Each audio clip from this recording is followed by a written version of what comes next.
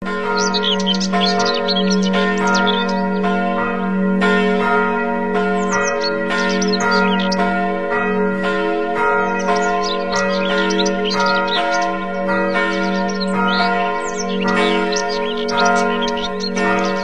nama Bapa dan Putra dan Roh Kudus. Amin.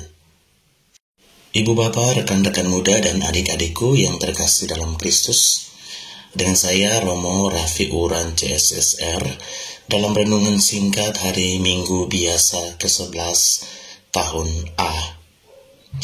Dalam bacaan pertama yang kita dengarkan pada hari ini, yang diambil dari kitab Keluaran, kita mendengar kisah bagaimana bangsa Israel mendapatkan kasih karunia dari Allah dengan membawa mereka keluar dari perbudakan Mesir, dan Allah mengadakan sebuah perjanjian dengan mereka. Perjanjian itu diberikan melalui Musa hambanya yang setia. Kisah itu terjadi di Gunung Sinai. Allah yang empunya segala sesuatu yang ada di bumi ini mengatakan bahwa jika kamu sungguh-sungguh mendengarkan firman-Ku dan berpegang pada perjanjian-Ku, maka kamu akan menjadi harta kesayangan-Ku sendiri dari antara segala bangsa, sebab Akulah yang empunya seluruh bumi. Ini mau menegaskan bahwa jika kita sungguh-sungguh mendengarkan firman Allah, maka kita menjadi anak-anak kesayangannya. Apa itu firman Allah? Firman Allah adalah mengasihi dan mengampuni semua orang. Dalam bacaan kedua dari surat Rasul Paulus kepada jemaat di Roma, Allah sendiri telah menunjukkan sebuah teladan bagaimana mengasihi dan mengampuni semua orang, yaitu dengan mengutus anak tunggalnya, yaitu Yesus Kristus, untuk mati demi menyelamatkan kita manusia yang masih tinggal dalam belenggu dosa. Allah rela memberikan harta terindahnya, yaitu anak tunggalnya, untuk mati demi menyelamatkan semua orang.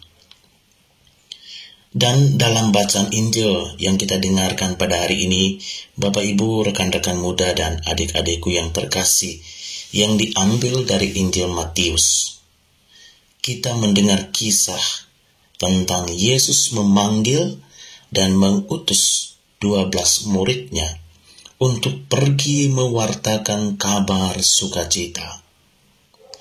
Para murid yang dipanggil dan diutus itu diberikan kuasa untuk mengusir roh-roh jahat, melenyapkan segala penyakit dan segala kelemahan.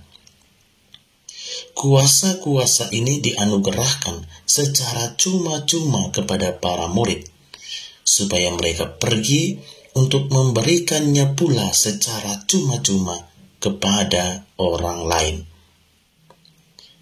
Sebelum para murid ini pergi, Yesus juga berpesan, "Jangan kamu menyimpang ke jalan bangsa lain, atau masuk ke dalam kota orang Samaria, melainkan pergilah kepada domba-domba yang hilang dari umat Israel."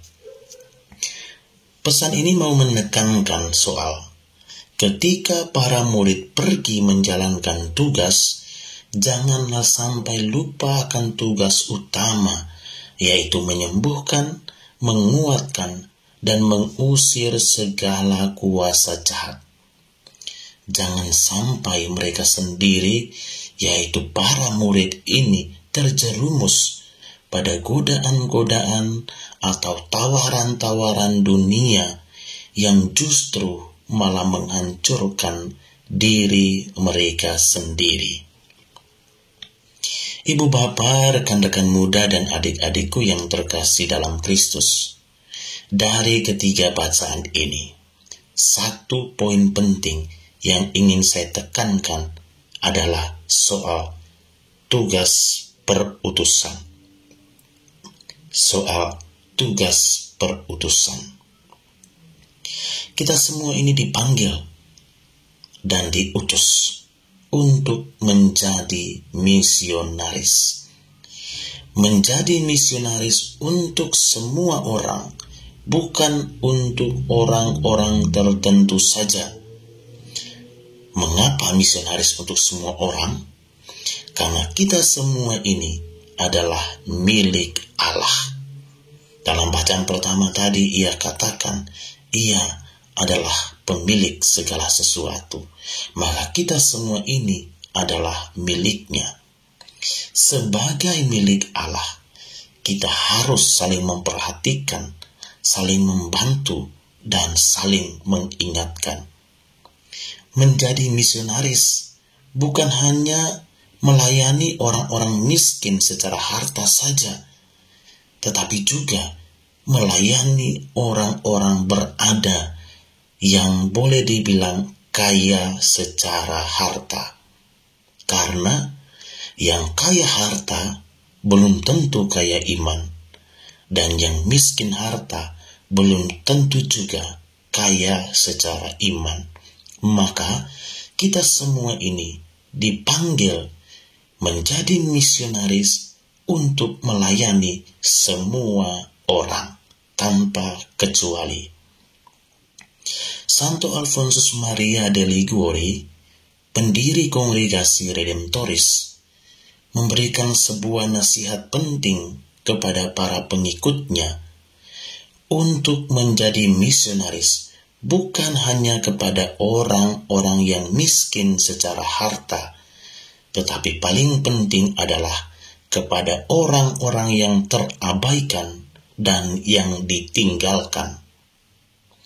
Saya kira pesan dari Santo Alfonsus ini bukan penting untuk para redemptoris saja, tetapi juga penting bagi kita semua, orang-orang Katolik pada zaman ini. Kita semua dipanggil dan diutus untuk melayani semua orang yang terabaikan, yang ditinggalkan.